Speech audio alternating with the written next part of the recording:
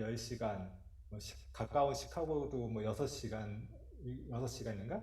그리고 남버지니아 교회 같은 데도 뭐 8시간 이렇게 찍히더라고요. 뭐 이제 중간중간 쉬었다 오면은 기본적으로 10시간 이상은 다 기본적인 것 같은데, 제가 그래서 국내에 있는 교회들도 한번 얼마나 걸리는지 봤는데, 국내에는 딱 보니까 지금 도로들이 워낙 잘 돼 있어가지고 4시간 이상 걸리는 교회들이 없더라고요. 아무튼 먼 거리 이렇게 힘들게 오셨고 또 아침에 이른 시간에 이렇게 발표를 들으시게 돼가지고 많이 힘드실 텐데, 제가 좀 부족하지만 그 형제 자매들에게 힘이 될 수 있는 그런 발표를 할 수 있도록 함께 기도하시면서 들어주시면 감사하겠습니다. 아무튼 그 어려운 발걸음 하신 만큼 더 큰 은혜 받아가시기를 간절히 바라면서 시작하도록 하겠습니다. 지금 요즘 우리 한국의 그 위상이 많이 올라가고 있어요. 그래서 내가 이게 전대 얼마나 도움이 될까 궁금해가지고 선교사님들한테 이제 물어봤어요. 저희 뭐 문화적으로도 요즘 뭐 영화라든지 뭐 BTS, 그리고 요즘 코로나 대응도 잘했고 그런 부분들 때문에 또 경제적으로도 저희가 10대 강국까지 올라갔어요. 그래서 얼마나 도움이 되는지 물어봤더니 실질적으로 큰 도움이 되고 있다 이렇게 얘기하시는 것 같습니다. 2002년 저희가 월드컵 할 때 어떤 전도사님이 한국 잘할 수 있도록 응원해야 된다고 그렇게 얘기하시더라고요. 그래서 무슨 또 축구를 응원해야 되나 이렇게 생각을 했었는데, 그 전도사님이 그때 하신 말씀이 있어요. 우리나라가 잘 돼야 전도하는데 선교를 하는데 큰 도움이 될 것이다 이렇게 이야기하셨던 그런 기억이 나는데, 사실 미국이란 나라는 더 위대한 나라잖아요. 뭐 더 올라갈 위상도 없죠. 최고의 그 위상을 가지고 있는 그런 나라이기 때문에 복음 기회만 얻을 수 있다면 복음 전하는데 가장 크게 쓰임 받을 수 있는 나라가 아닐까 생각이 들면서 큰 잠재력을 발휘할 수 있는 기회가 오기를 간절히 바랍니다. 제가 부족하지만 또 그리고 여기 문화적 차이도 잘 이해 못하고 그런 이제 위치에 있는데 불구하고 이렇게 발표하게 돼서 송구하고 또 이렇게 하지만 제가 열심히 한번 해보도록 하겠습니다. 그러면 화면 공유하고 시작하겠습니다.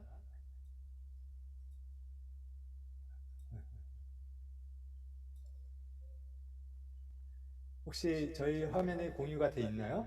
그 PPT 화면이? 아, 예. 고개 끄덕여 주신 거죠? 예, 예, 알겠습니다. 그러면 시작하도록 하겠습니다.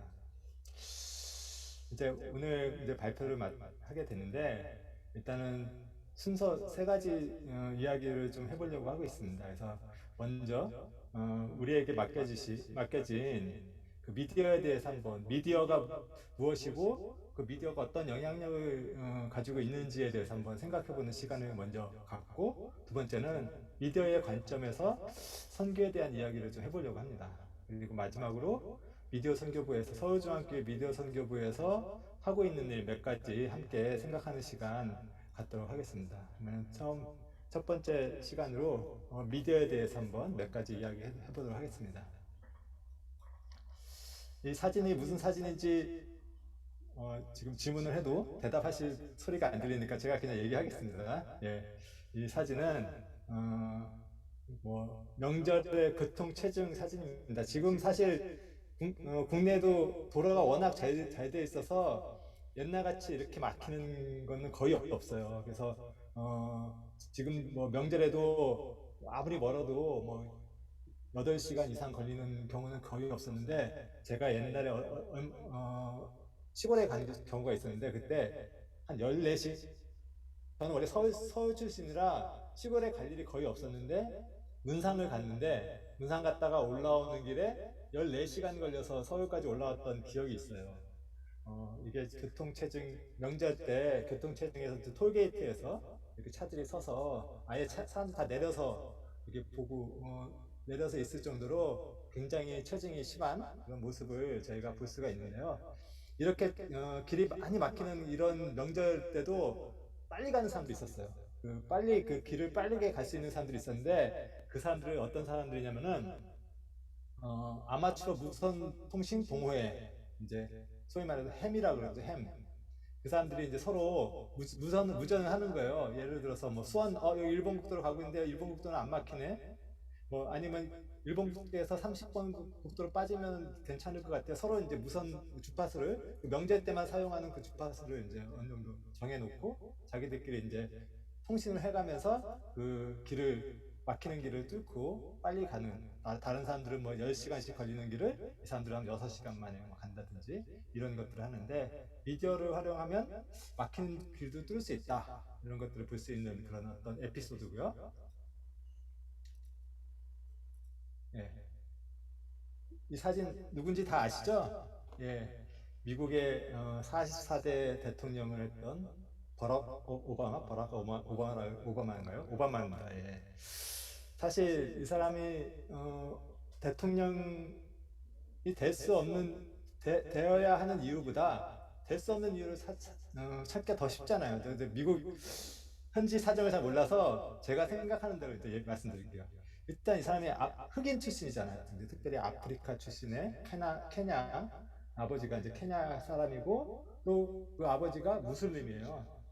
그러니까 친구가 무슬림 혈통이고, 그리고 뭐 나이도 뭐 40대 때, 어, 지금 뭐 대통령들 바이든이나 트럼프 같은 사람 뭐 다 70대, 뭐 바이든은 지금 거의 80대인 걸로 알고 있는데, 그런 이제 그 나이도 아니고 약간의 나이 40대 후반이었고, 그리고 뭐 해외에서 출생했고 성장도 해외에서 했었고, 여러 가지 면에서 굉장히 그 대통령이 될 만한 어, 가능성이 굉장히 희박했던, 가장 큰 거는 이제 흑인이었다는 거죠. 앞으로 미국에서 흑인 대통령이 또 나올 수 있을지는 모르겠지만, 제가 보기에는 이 사람이 굉장히 그 희박한 가능성을 뚫고 대통령이 됐는데, 사실 이 사람의 가능성만 가지고도 굉장히 희박한데, 상대 후보였던 존 맥케인이라는 사람이 사실은 굉장한 사람이라는 것이 또 문제입니다. 예, 존 맥케인이라는 사람이 엄청난 스토리를 가지고 있는 사람이죠. 이 사람이. 존 맥케인이 이제 3세인데, 1세 맥케인, 또 2세 맥케인, 할아버지가 전부 다 해군 제독이잖아요. 할아버지는 3스타까지. 이제 그 일본의 패망 때 그 항복 선언문을 이제 받아내는 그 과정에 참여하셨고, 또 그때 건강이 악화돼서 미국 국내로 들어오자마자 얼마 안 있다 심장마비로 돌아가실 정도로 굉장히 그 나라를 위해서 헌신했던, 그 미국 입장에서는 굉장히 헌신했던 사람이죠. 그리고 미국의 항공모함 전술을 개척했던 선구자라고 이렇게 이야기를 하더라고요. 항공모함 전단도 이끌었고, 그래서 굉장히 그 위대한 이제 제독으로 이제 유명한데, 이 사람만, 할아버지만 3스타가 아니라 아버지는 4스타예요. 그래서 베트남 전쟁 당시에 태평양 사령관을 했었고요. 그리고 본인도 이제 그 해군 이제 공군 비행사로, 그러니까 해군 비행사로 이렇게 복무를 했죠. 그래서 이 사람이 실질적으로 베트남 전쟁에 참전을 했었고, 하노이에 있는 호수에, 서호라 그러나, 그 호수에 그 추락을 했어요. 추락을 해가지고서 그 사람이 그 추락하는 과정에서 뭐 다리도 부러지고 뭐 몇 군데 골절된 상태에서 이제 그 포로가 됐고, 베트콩이 포로가 됐고, 그 포로가 된 상태에서 포로 생활을 이제 5년 6개월인가 그렇게 하게 됐는데, 사실 그 당시 아버지가 태평양 사령관이었다는 거죠. 태평양 사령관이었기 때문에 베트콩에서는 소위 말하는 딜을 한 거예요. 네 아들 먼저 빼주겠다. 이렇게 해서 일종의 심리전을 하는 거죠. 이제 원래대로 하면은 먼저 잡혀온 사람이 먼저 나가는 게 선입 선출이죠. 그래서 먼저 잡혀온 사람이 먼저 나가는 게 맞는데, 그 존 맥케인을 먼저 빼줌으로 인해서 다른 그 군인들의 사기를 저하시키는 그런 작전을 이제 베트콩에서 썼는데, 결국은 이제 자기 순서를 다 기다렸다가 5년 6개월 만에 나왔어요. 그러니까 미국 입장에서는 굉장히 그 위대한 그 참전용사 가정이죠. 뭐 참전용사도 보통 참전용사가 아니죠. 뭐다 장군 집안이었고, 또 다 그런 이제 그런 어떤 스토리도 가지고 있고, 굉장히 그런 어떤 어마무시한 그 스토리를 가지고 있는 이 맥케인이 오바마를 상대로 해서 결국 졌습니다. 오바마가 이긴 거죠. 근데 오바마를 이기게 만든 힘이 바로 미디어라는 거예요. 이거 그냥 수치로 그냥 제가 말씀드리면은 지금은 거의 뭐 잘 사용하지 않으시겠지만 마이스페이스라는 그거의 친구가 오바마는 85만, 그 다음에 존 맥케인은 22만, 한 4배 정도 차이가 났죠. 트위터 팔로워도 오바마는 12만, 존 맥케인은 5천 명. 예, 이거는 뭐 24배 차이나. 페이스북 서포터라고 이렇게 표현하더라고요, 지금. 하는데, 오바마는 그 당시에 240만, 지금은 5천만 명이 넘는 것 같더라고요. 네. 그리고, 맥케이는 62만, 이것도 한 4배 정도. 보통 뭐 유튜브 구독자도 뭐 11만 대 2만 8천. 보통 4배 정도씩 차이가 나요. 뭐 트위터 빼고는. 트위터는 이제 그 당시에 막 성장하고 있는 단계였기 때문에 좀 다른데요. 그 다음에 뭐 소규모로 모임 사이트들을 2만 7천 개를 또 운영하고 있었어요. 그 온라인상에서 모임 사이트를 2만 7천 개를 운영하면서 온라인에 있는 사람들이 뭐 필요하다면은 뭐 오늘 오렌지 카운트에서 우리 한번 선거운동 해볼까 해서 뭐 오프라인으로도 이렇게 다 모일 수 있는 그런 시스템들을 갖추고 이 선거운동을 했던 거죠. 사실은 당시에 굉장히 획기적인 방식으로 이 선거운동을 해서 결국은 뭐 오바마 물론 말도 잘하고 여러 가지 있지만 이런 미디어의 힘을 입어서 대통령이 되었던 것이죠. 한 사람을 대통령을 만든 위대한 힘을 가지고 있는 미디어. 그리고 지금 보시는 이분은 노무현 대통령입니다. 우리나라 대통령을 하셨던 노무현 전 대통령인데 미국에 오바마가 있었다면은 오바마보다 6년 앞서서 전 노무현 대통령이 먼저 당선이 되셨는데 제가 보기에는 오바마가 우리나라를 굉장히 벤치마킹 많이 한 것 같아 느낌에 굉장히 뭐 이런 미디어의 중요성에 대해서 굉장히 많이 알았는데 노무현 대통령은 벌써 6년 전에 그런 것들을 이제 깨우치시고 이제 그걸 활용하셨죠. 사실 노무현 대통령도 오바마처럼 핸디캡이 있어요. 변호사긴 했지만 고졸 출신이에요. 이 고졸 출신이라는 게 그 법조인 사이에서는 굉장히 큰 핸디캡입니다. 실질적으로 노무현 대통령이 된 이후에 뭐 소위 말하는 검사와의 대화라는 걸 했어요. 검사 쪽에 문제가 있는 것 같은데 대화를 통해서 한번 풀어보자. 이런 거를 해서 검사와의 대화를 했는데 거기 나왔던 어떤 검사, 뭐 부장검사쯤 된 것 같은데 그 검사가 노무현 대통령한테 질문을 합니다. 신문을 보니까 대통령께서는 83학번이라고 돼 있는데 진짜 83학번 맞느냐 이렇게 질문해요. 고졸이 학번이 없잖아요 원래. 그러니까 지금 일부러 고졸이라는 거를 티를 내기 위해서 그 검사가 그 노무현 대통령한테 학번을 이야기하는 거죠. 그 정도로 그 법조인 사이에는 학벌이 굉장히 중요해요. 실제로 뭐 국내에서 뭐 서울대 출신이 거의 요직을 다 차지하고 있고 연고대 뭐 이런 식으로 지방대 뭐 이런 식으로 차지하고 있잖아요. 그런 것처럼 굉장히 그래서 이 상대방 후보였던 이회창 씨는 그에 비하면은 대법관 출신이고 감사원장 출신이에요. 그래서 그러니까 법조인 중에서는 올라갈 때까지 다 올라가 본 거예요. 대법관을 했으니까. 그죠? 그래서 굉장히 높은 그런 어떤 핸디캡도 있는데다 불구하고 이해창인 씨가 대통령 선거를 그 전에 한 번 더 나왔거든요. 그때 김대중 대통령하고 붙어서 단 1.5%포인트 차로 졌어요. 굉장히 경쟁력이 있는 사람이고 실질적으로 그 노무현하고 이해창 씨하고 둘이 붙여가지고 1년 전에 여론조사를 했을 때는 거의 3배 정도 지지율 격차가 있었고 불과 몇 달 전, 한 4개월 전에 여론조사를 했을 때 벌써 그때도 2배 차이가 났었어요. 그러니까 노무현 대통령은 한 20 몇 퍼센트, 그 다음에 이해창 씨는 40 몇 퍼센트. 이 정도 수준으로 그 지지의 격차가 있었음에도 불구하고 그 지지율을 극복했습니다. 어떤 식으로 극복을 했냐? 결국 결론적으로 말씀드리면 미디어를 잘 활용한 거죠. 뭐 특별히 기존에 그 당시까지 그 전통적인 그 선거운동 방식은 군중 집회예요. 사람들을 모아놓고 거기서 막 큰 확성기로 이렇게 떠드는 방식의 군중 집회를 했었는데 그 집회를 탈피하고 이 인터넷을 활용하기 시작한 거죠. 인터넷하고 뭐 영상 같은 거 사실 그때 광고 영상이 대통령 선거 광고 영상이 굉장히 센세이션했습니다. 직접 자기가 어, 노래 제목이 잘생겼죠. 뭐 저들의 푸르른 솔잎을 보라.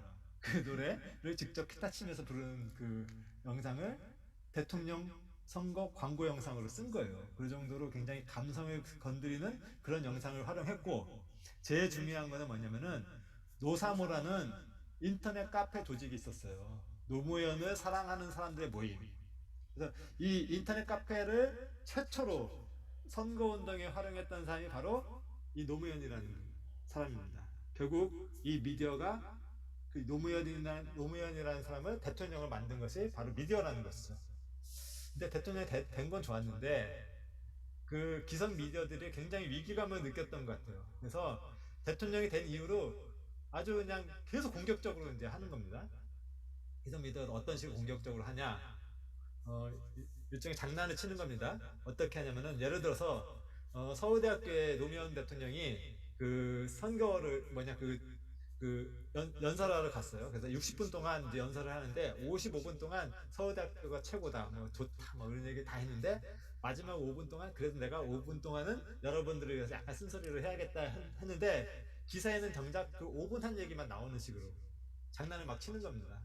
그러면은 사람들이 볼 때는 아 저 사람은 저렇게 사고방식이 저렇게밖에 안 되냐, 뭐 부정적인 이야기만 하냐, 뭐 이런 식으로 되는 것처럼 이게 기성 미디어들이 그런 장난들을 많이 쳤고 결국은 뭐 중간에 뭐 탄핵 과정도 있었고 탄핵은 되지 않았지만 탄핵 과정도 있었고 여러 가지 어려움이 있는 과정 가운데서 대통령을 뭐 그만뒀고 자기는 고향에 가서 조용히 살겠다고 해서 이제 시골에 가서 이제 그 봉하마을이라는 곳에 가서 이제 생활을 하고 있었는데 그냥 냅뒀으면 좋았을 텐데 이제 그 검사들이 이제 뭐 해집은 거죠. 그래서 뭐 주변에 있는 사람들을 막 그 캐고 막 해가지고서 뭐 그 당시에 유명했던 사건이 논두렁 시계 사건이라고, 무슨 시계인지 모르겠는데 뭐 뭐로 시작하는 시계인데 그 시계가 몇 억짜리래요. 시계 하나가. 그게 뭐 그거를 받아서 논두렁에 버렸다느니 뭐 그냥 사람들이 막 거기 논두렁에 그 찾으러 가고 막 난리 났었던. 근데 그거 사실 그러니까 검사들이 흘리고 언론들이 그거를 부풀려서 받아주는 식으로 해가지고서 굉장히 망신 주는 그런 것들을 했고 결국은 그 사람 이제 노무현이라는 분이 나 하나 없어지면은 다 깨끗하게 해결되겠다는 생각을 가지고 결국은 자살을 하셨죠. 그래서 한 사람을 대통령을 만들기도 했지만 그 대통령이었던 사람을 자살에 이르기까지 하는 그 힘을 가진 게 바로 미디어라는 것이죠.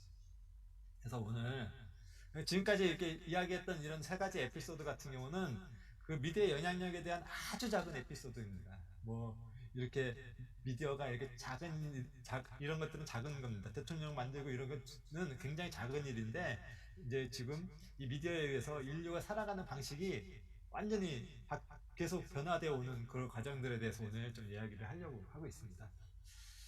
먼저 시작하기 전에 미디어가 뭔지 먼저 우리가 좀 생각하고서 시작해야겠죠? 아, 미디어가 무엇일까? 질문해도 답을 못 하시니까 제가 그냥 말씀드리겠습니다. 뭐 메시지를 담아서 전달하는 도구 뭐 이렇게 말씀드리면은 아마 기억하지 못할 겁니다. 뭐 기억하지 못하는 사전적 의미가 중요하지 않잖아요. 그래서 제가 딱 이 강의가 끝나고 나도 기억할 수 있을 만한 연상법으로 말씀드리겠습니다. 미디어는 철가방이다. 철가방 안에 뭐가 들어있을까요? 예. 짬뽕? 짜장? 탕수육? 예, 뭐든지 다 들어갈 수 있겠죠. 예. 음식을 담아서 전달하는 도구가 철가방인 것처럼 메시지를 담아서 전달하는 도구가 바로 미디어라는 것이죠. 그래서 다시 한번 다른 그림을 한번 볼까요? 예. 메시지를 담아서 다른 사람에게 전달하는 도구입니다. 메시지를 담았기 때문에 보관도 할 수 있는 거예요. 메시지를 보관할 수 있기 때문에 그 메시지가 메시지를 계속 지킬 수 있는 거죠. 변치 않게끔 할 수 있는 그런 기능도 같이 있다는 거죠. 만약에 우리에게 성경이라는 미디어가 만약 없었다면 복음이 있을까요? 성경의 메시지는 끊임없이 어, 왜곡되어 왔거든요. 뭐 많은 왜곡 사람들이 많이 왜곡해 성경이 있음에도 불구하고 성경의 메시지는 계속 왜곡되어 왔어요. 하지만 성경이 기록되어 있었기 때문에 그 왜곡된 메시지가 바로 잡힐 수 있었던 기회를 얻을 수 있던 거죠. 만약 성경이 없이 전해지고 해서 우리에게 복음이 왔다면은 아마 지금 복음은 없을 거다. 저는 그렇게 생각하고 있습니다. 그래서 성경이 있었음에도 불구하고 왜곡되는데 하물며 성경이 없었다면 기독교 자체가 존재할 수 없지 않았을까 이 생각하고 하나님이 우리에게 이 성경이라는 위대한 미디어를 허락해 주셨다 이렇게 생각하고 있습니다. 이제 본격적으로 이제 첫 번째 이야기를 좀 하려고 하는데요. 미디어와 인류 역사라는 이제 타이틀인데요. 미디어가 인류 역사에 어떤 영향력을 끼쳤을지 함께 살펴보려고 하고 있어요. 인류가 어떤 모습으로 살아가는지가 미디어에 의해서 결정된다는 거예요. 미디어가 인류가 살아가는 방식을 결정한다? 이거 무슨 이야기지? 그죠? 지금 우리가 살아가는 이 시대의 어떤 사회의 틀은 국가 단위잖아요. 미국이라는 국가, 대한민국이라는 국가, 이런 식의 국가 단위로 저희들이 이제 사회를 형성해서 살아가고 있는데 이것도 미디어가 있기 때문에 그렇게 될 수 있는 거예요. 그러면 인류 역사를 통해서 사회의 변화 과정을 저희가 한번 같이 살펴보려고 하고 있습니다.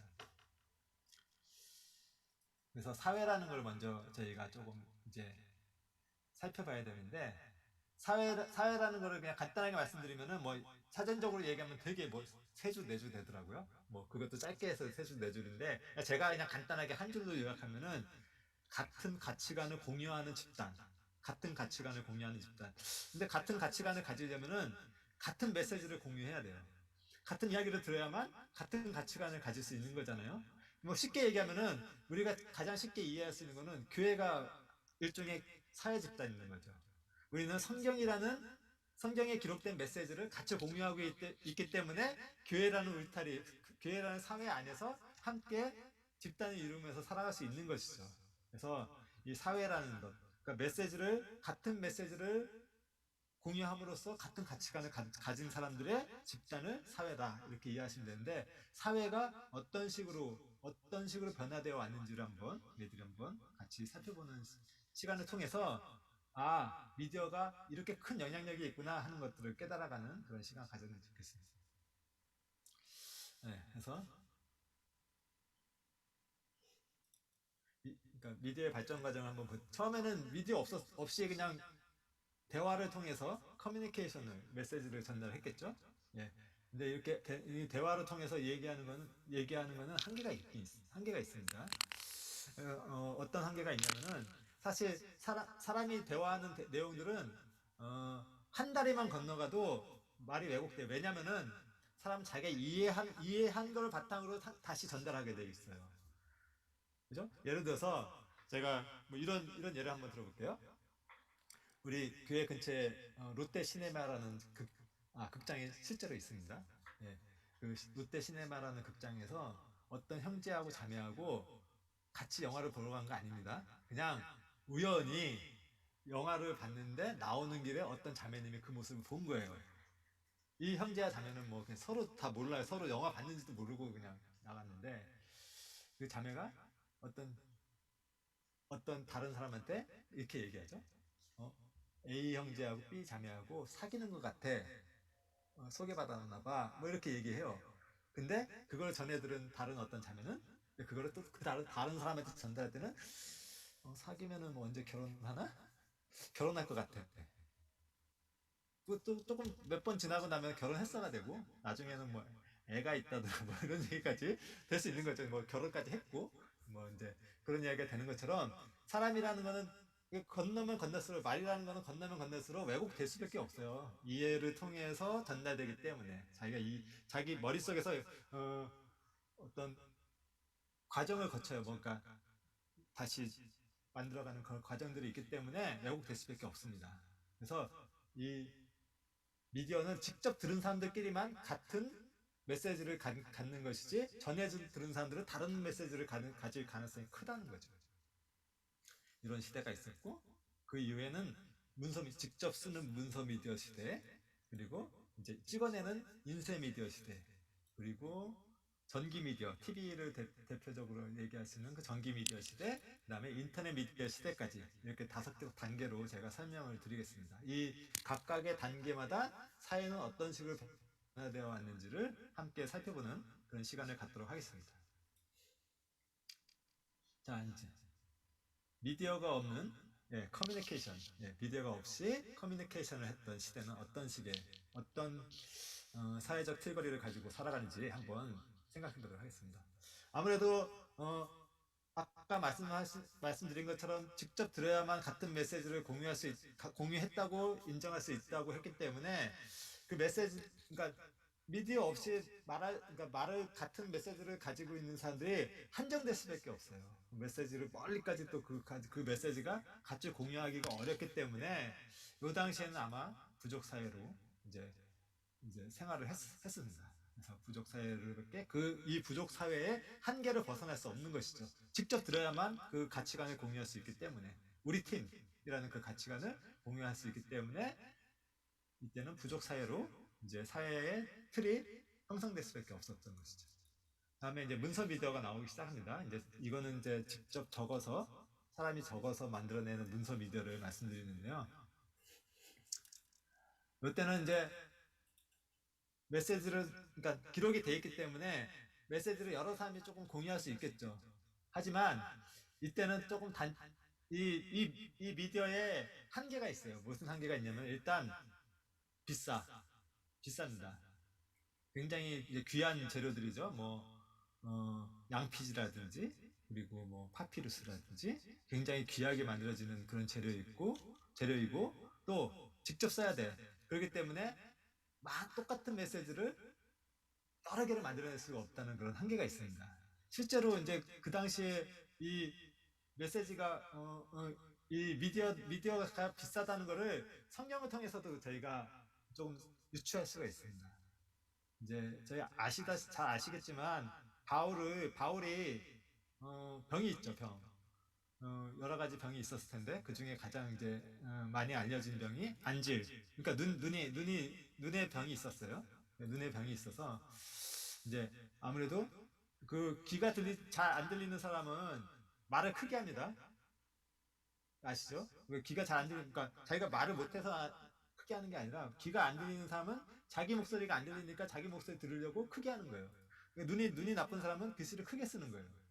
그러니까 그 굉장히 귀한 그 재료기 때문에 그 양피지 같은 데다가 글을 쓰려고 하니까 바울이 직접 쓸 수가 없는 거예요. 너무 귀하고 비싼 재료이기 때문에. 바울이 돈이 많은 사람이 아니었잖아요. 그 장막 짓는 일을 하면서 자비량해서 선교를 했던 분이기 때문에, 복음을 전했던 분이기 때문에 그 돈이 많은 분이 아니어서 대부분의 성경은 더디오를 통해서 대필하게 했어요. 물론 더디오가 눈이 좋았을 거고 글씨를 작게 쓸 수 있는 재주가 있었을 거예요. 그래서 더디오가 대신 써주는, 거의 다 더디오가 대필을 해줬고요. 근데 거기 보면은 그거를 또 이제 대필을 해줬고, 이게 비싼 거를 또 이렇게 느낄 수 있는 부분들이 뭐가 있냐면은 성경 갈라디아서 6장 11절에 보면 이런 말씀이 있습니다. 내 손으로 너희에게 이렇게 큰 글자로 쓴 것을 보라. 이제 더디오가 막 쓰고 난 다음에 양피지가 예를 들어서 이제 많이 남으면은 끝부분에 자기가 이제 더디오가 좀 많이 남았는데 직접 쓰시겠습니까? 물어봤겠죠? 바울이 그래 내가 다시 더 쓸게 하고서 쓰는 경우도 있고, 아니면은 너무 중요한 거기 때문에 직접 쓰는 경우도 있었겠죠. 근데 대부분의 이제 성경에는 이런 구절이 그러니까 모든 성경에 나오는 게 아니라 몇 개의 성경 끝부분에 이런 구절이 많이 나옵니다. 이런 구절이 나와요. 나 바울은 친필로 문안하노니, 끝부분에 꼭 그게 나와요. 그죠? 그러니까 그러니까 유추해 보자면은 아까 말씀드린 것처럼 끝부분에 양피지가 좀 남아서 더디오가 직접 써서 쓰실 수 있는 공간이 있다 생각을 했기 때문에 바울에게 직접 쓰도록 이렇게 아마 권하고 바울이 그대로 받아서 적지 않았을까, 이제 그렇게 유추해 볼 수가 있는 거죠. 이만큼 그 재료가 너무 비싸고 그다음에 직접 써야 되기 때문에 그러니까 희소성이 굉장히 많았죠. 그 많은 사람들이 그 메시지를 공유할 수는 있지만 아주 많은 사람이 공유할 수 있는 것들은 아니었던 것이죠. 그래서 누구나 그 메시지를 접할 수 없기 때문에 고대 국가 사회의 형태를 틀밖에 이룰 수가 없어요. 지금 제가 그냥 명칭한 건데 고대 국가 사회가 미디어 관점에서 보는 고대 국가 사회는 뭐냐면은 지배계층들은 이 미디어를 통해서 메시지를 공유하고 그 밑에 있는 하층에 있는 지배를 받는 피지배계층들은 어떤 강압적인 힘에 의해서 지배를 받는 상태의 국가사회. 그러니까 위에 있는 귀족들이라든지 이런 사람들은 그 메시지를 공유하죠. 우리가 한 팀이다, 우리가 한 나라다, 한 제국이다 하는 그런 어떤 메시지를 공유하는데 그 아래 사람들은 그냥 영문도 모르고 우리가 그냥 한 제국이 되는 거죠. 그냥 위에서 시키니까 우리 그런 식의 어떤 그런 형태의 고대 국가 사회가 될 텐데 이제 요당 이런 당시의 교회도 비슷한 거예요. 그러니까 위에 있는 종교 개혁 이전에 이제 교회를 얘기하는 거죠. 그 전에는 성직자들이나 귀족들만 그 성경을 소유할 수 있었고 성경을 접할 수 있었고 그래서 일반 신도들은 성경을 보지 않고 성직자들이 전해주는 말씀만 가지고서 그 성경의 메시지를 받아들였기 때문에 만약 성직자가 뭐 성경에 있는 메시지가 아닌 다른 메시지를 전하면은 이게 성경에 기록된 걸로 생각하는 거예요. 자기들은 볼 기회가 없으니까. 뭐 더군다나 이 당시에는 안전장치가 한 개가 더 있었어요. 비싸서 소유하지 못하는 그거를 접할 수 없는 그런 어떤 어려움뿐만 아니라 한 가지 더 안전장치는 뭐냐면은 그거를 라틴어로 기록을 하는 거예요. 그러니까 독일 사람인데 라틴어로 된 성경을 봐야 되면은 그러니까 귀족들은 따로 라틴어를 배우는 거예요. 성경을 읽기 위해서. 자기네들끼리 이제 대화를 하거나 자기네들끼리 어떤 문서를 교환하거나 할 때 일종의 암호처럼 쓰는 거예요. 라틴어를. 그래서 누구나 그러니까 밑에 있는 그러니까 밑에 있는 일반 신도들이 그 성경을 볼 수가 없어요. 성경을 받아와도 볼 수가 없어요. 글이 다르기 때문에. 그러니까 마치 제가 일본어 성경을 가지고서 이렇게 성경을 보는 것처럼 그렇게 되는 어떤 일본어는 한자가 있으니까 좀 알아보겠네요. 제가 아랍어로 할게 아랍어 성경으로 보는 것 같은 그런 어떤 것처럼 되기 때문에 그런 어떤 고대 국가 사회와 비슷한 형태의 교회도 그렇게 되는 거죠. 위에 있는 성직자들은 성경을 소유하고 밑에 있는 사람들은 그냥 그 말을 그냥 그대로 받아들이는 그런 어떤 형태로 이제 되는 고대 국가 사회의 사회 틀이 형성이 될 수밖에 없었습니다. 이제 인쇄 미디어가 되면서 이제 또 이제 새로운 시대가 되는데요. 이제부터는 정말 한 가지 메시지를 모든 사람들이 같이 볼 수 있는 어떤 그런 시대가 돼서 이때 이제 형성되는 사회는 이제 국가 사회가 되는 겁니다. 이제 온전한 이제 국가 사회가 되는데 활판 인쇄술이 발명되면서 그런 일들이 일어날 수 있었던 것이죠. 그래서 어, 국가 사회를 이제 유지하기 위한 이제 두 가지 이제 도구들이 있는데 그러니까 크게 두 가지 뭐 여러 가지 있지만 가장 뭐 대표적인 도구 두 가지를 좀 설명을 드리겠습니다. 첫 번째는 교과서입니다. 이제 교과서 같은 경우는 이제 뭐 실제로 뭐 일본이 그러니까 우리나라를 조선 그러니까 대한제국을 병합하고 이제 우리나라 이제 침탈을 했잖아요.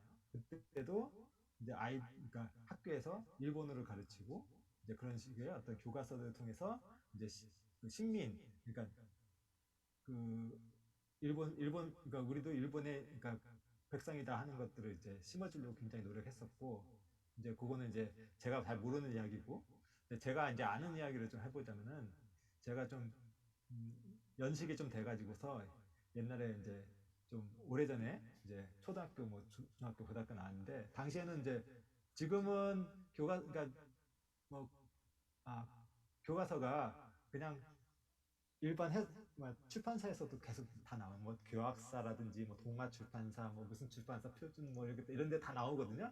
근데 당시에는 이제 소위 말하는 국정 교과서입니다. 모든 교과서는 하나예요. 그러니까 모든 학교가 교과서 하나 갖고서 다 보는 거예요. 그래서 거기서 만약에 거기서 우리가 그렇게 배웁니다. 이제 공산당은 빨갱이라고 배워요. 그래서 저는 어렸을 때 초등학교 때 공산당이 다 빨간색인 줄 알았어요. 그 얼굴 그냥 홍인종 같은 사람들인 줄 알았어요. 진짜 실제로 그 정도로 교과서에 그렇게 기록이 돼 있고 뭐 교과서에 김일성을 돼지라고 표현하는 것도 있는데 그래서 뭐 실제로 그런 영화가 나왔어요. 또리 장군이라는 영화가 있었는데 김일성을 대지로 표현해주고 뭐 이렇게 북무농장처럼 이렇게 하는 그런 영화들도 있었는데 실제로 초등학교 때는 그런 걸 접하게 되면은 정말 그런 줄 알아요. 그래서 굉장히 그 공산당이 나쁘다, 공산 사회주의 뭐 사회주의가 굉장히 나쁜 것처럼 막 이렇게 얘기하잖아요. 네. 뭐, 예, 아무튼 그렇게 이제 얘기해서 이제 사람들의 그러니까 사람들의 머리를 세뇌를 시키는 거예요. 그래서 교과서가 굉장히 국가의 그 어떤 가치관, 국가라는 가치관을 더 강력하게 만들어내는 도구 중에 하나가 이제 이런 교과서가 있고요. 두 번째는 신문 같은 거예요. 신문 같은 경우도 그런 역할들을 많이 하죠. 이제 어렸을 때는 교과서로 세뇌되고 나이 들면은 이제 신문으로 세뇌가 되는 거죠. 그래서 신문으로 계속 이제 이야기하면은 이제 제가 이제 가장 간단하게 말씀드릴 수 있는 거는 어, 5.18 그 광주에서 저희가 그 민주화 운동이라고 그러죠. 지금은 그때 민주화 운동이 있었는데 그때 광주 사태라고 했어요.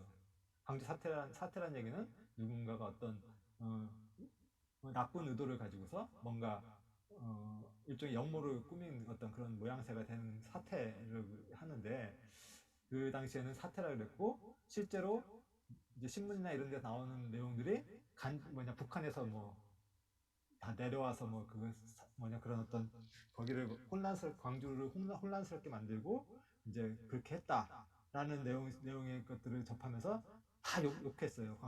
광주에 있는 사람들 막 욕하고 막 그랬었는데 나중에 시간이 지나고 이제 나니까 그게 다 거짓이었다는 것이 이제 밝혀졌잖아요. 네, 당시에는 사람들이 다 그거에 이제 다 세뇌가 돼요. 지금도 그래서 그때 세뇌된 사람들이 지금도 광주 사태라고 이제 얘기하는 사람들이 있고 그때 나왔던 신문 내용을 지금도 믿는 사람들이 있는 거예요. 그죠? 신문이 이제 그런 이제 역할도 하는 이제 국가 사회의 그 가치관을 더 곤고하게 만드는 역할을 하는 그런 것들도 신문에 있으십니다. 인쇄 미디어 시대가 지나고 전기 미디어 나온다. 텔레비전을 생각하시면 되는데 뭐 요즘 텔레비전 잘 안 보지만 유튜브나 뭐 이런 것도 많이 보지만 텔레비전 시대를 한번 생각해 보시면서 상상하면서 생각하시면 더 빠른 시간에 더 많은 사람들이 그 메시지를 이제 전달받을 수 있습니다. 책은 뭐 그래도 어느 정도 인쇄도 돼야 되고 그 책을 이제 읽는데도 시간이 걸리는데 뭐 이거는 거의 실시간으로 그냥 아나운서가 얘기하면 같은 시간에 또 같은 여러 사람들이 같은 메시지를 이렇게 받아들이게 되는 형태로 이제 해서 국가 사회의 틀을 더욱 강력하게 만들어주는 어떤 역할들을 하는데 뭐 여기에 이제 에피소드가 하나가 있는데 그 땡전 뉴스라고 들어보셨는지 모르겠네요. 땡전 뉴스. 네, 여기 있으면 내가 질문을 하는데 일단 땡전 뉴스라는 게 있습니다. 이 땡전 뉴스라는 게 뭐냐면은 어, 9시가 되면 이제 뉴스를 하잖아요. 뉴스 하기 전에 15를 올립니다. 뚜뚜뚜 땡 그러잖아요. 그죠? 뚜뚜뚜 땡 그러죠? 예, 그때 뚜뚜뚜 땡 나오면 그 다음에 나오는 게 항상 똑같은 게 나와요.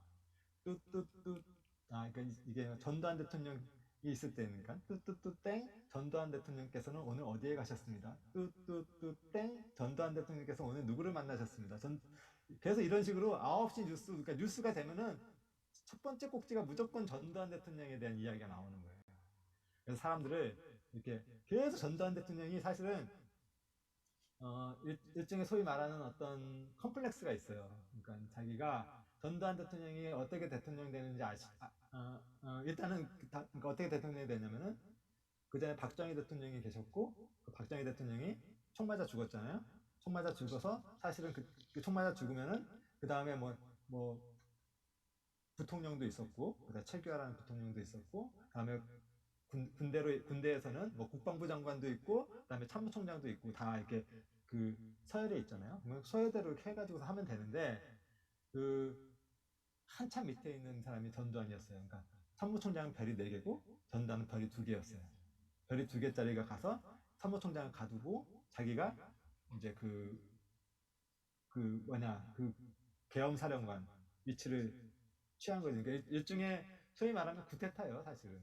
구테타를 일으킨 거죠. 예, 혼란한 틈을 타서 구테타를 일으켰고 그걸 통해서 이제 대통령이 되는데 대통령이 되는 과정에서도 뭐 그 전까지는 직선제 국민들이 직접 투표해서 뽑는 직선제였는데 소위 말하는 체육관 선거를 해요. 체육관 선거를 해서 간선제로 바꿉니다.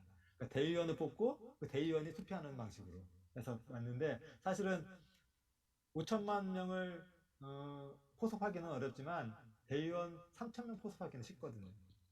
그래서 그 대의원 방식으로 해서 대통령이 돼서 간선제, 그러니까 최초로 그 직선제로 해왔는데 간선제로 바뀐 거죠. 그때 그 통해서 대통령이 됐고 뭐 5.18 사건도 있었고 여러 가지 복잡한 사건들이 많이 있었잖아요. 그러니까 이 사람이 뭐냐 어떤 컴플렉스가 있어서 그 어떤 여러 가지 이제 그런 방식을 통해서 국민들의 그 정치에 대한 어떤 관심을 이제 없애려고 굉장히 노력을 많이 해요. 그래서 최초로 3S 정책, 우리가 뭐 성경 강의에서도 옛날에 많이 나왔었는데 3S 정책이라고 얘기하죠. 그래서 뭐 스크린 해가지고서 그 스크린 어떤 거 했냐면은 그 에로 영화, 그러니까 약간 그 좀 수위가 높은 그 노출 수위가 높은 그런 영화들을 틀어줘요. 그래서 막 그 당시에 유명했던 여기 다 성인이니까 얘기되죠. 뭐 에마 부인 같은 거 그때 나오는 거예요. 그런 거. 그다음에 어, 그리고 뭐 스포츠. 그래서 프로야구, 프로축구가 그때 생겨요. 그리고 칼라 TV도 그때 생겼고요. 그래서 그 뭐 그런 거라든지 88 올림픽, 86 아시안 게임 다 그때 유치했어요. 그래서 사람들이 정치에 관심 못 갖게 하는 거예요. 그래서 그리고 뭐 그것만 한 게 아니라 이제 여기 얘기 잘 모르게 국풍 82라고 해서 여의도를 전체를 축제장으로 만들어가지고서 국민 뭐 거기 몇백만 명이 모여가지고서 막 거기서 막 놀고 막 그랬던 것도 있었어요. 저도 거기 한번 갔었는데 그런 식으로 해가지고 사람들 관심을 정치에서 멀어지게 하면서 이제 사람들은 이제 그 하는 그런 것들 해서 미디어들을 활용해서 국가라는 거를 더 강력하게 만들어가는 그렇게 했고요. 요 이제 특징적으로 부수적인 특징이 하나 있는데 약간 국가사회이면서도 대중사회가 되는 거예요. 대중사회. 대중사회라는 거는 사람 다 똑같은 어떤 그런 유행사회죠. 유행이 많이 일어나는 그런 트렌드가 이제 있는데 예를 들어서 이때는 왜냐면은 제가 어렸을 때는 TV 방송국이 세 개밖에 없었어요. 문화방송, 한국방송, 그다음에 동아방송 이렇게 세 개밖에 없었습니다. 그래서 TBS, KBS, MBC 여기 세 개밖에 없었는데 유명한 프로그램 같은 경우는 시청률이 막 90%막 그래요. 뭐 특별히 얘기하면은 웃으면 보기 하요. 잘 모르시겠지만 웃으면 보기 하요라는 그 코미디언 프로그램이 있었어요. 거기에 보시면은 배삼룡이라는 분이 굉장히 그 유명했었는데 그 배삼룡이라는 분이 그 웃으면 보기 하요에서 개다리 춤을 추면은 그 토요일 날 이렇게 했거든요. 주일날 일요일 날 했나? 했는데 월요일 날 되면은 그 학교 가면은 복도에서 다 애들이 개다리 춤 추고 있어요.